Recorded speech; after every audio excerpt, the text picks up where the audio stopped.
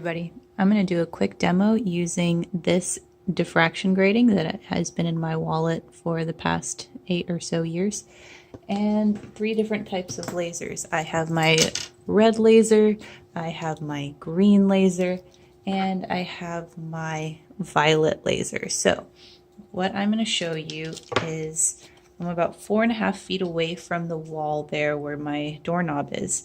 First thing I'm going to do is I'm going to talk about this.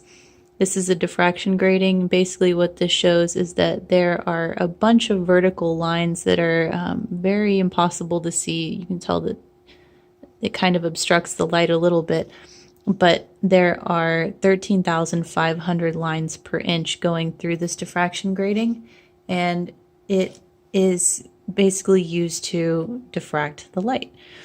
Now, I'm going to be passing those 3 different laser lights through, so I'll start with the longest wavelength, which is this red one, which is, I'm going to read for you, it's a class 3R laser, and its wavelength is 630 to 650 nanometers, so about 4 feet away.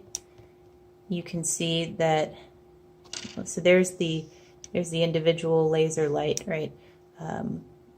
Just that single dot.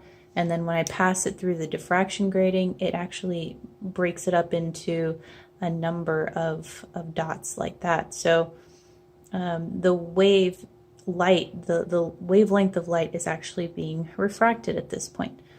So what I want you to notice is the separation distance between those, what we are going to call orders. So the 0th order is the one in the very center, is the brightest one. And then as you move out, the first square around that one is the first order.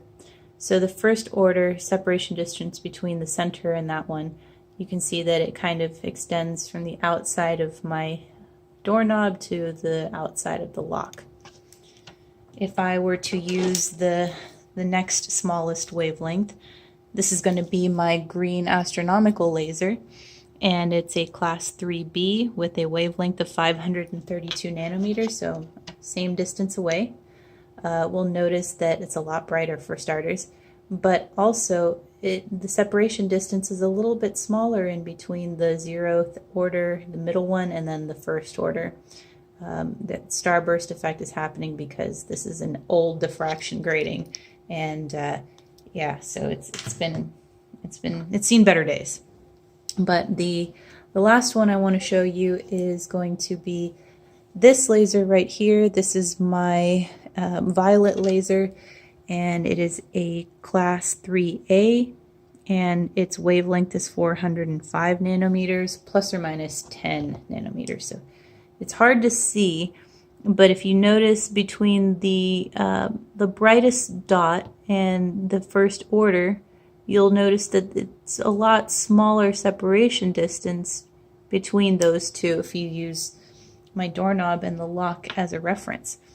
So passing the laser light through this diffraction grating, we found that the smaller the wavelength, the smaller the separation distance between those different orders of laser separation. So essentially, the laser light with the shortest wavelength, which is this one, is the one that had the smallest separation between those orders. And the laser that had the longest wavelength, which is this one, the red laser, that's the one that had the largest separation between the dots. And I'll give you one more look at that right there. So really interesting little way to see how wavelengths affect the way that the light goes through the diffraction grating. So hope you enjoyed.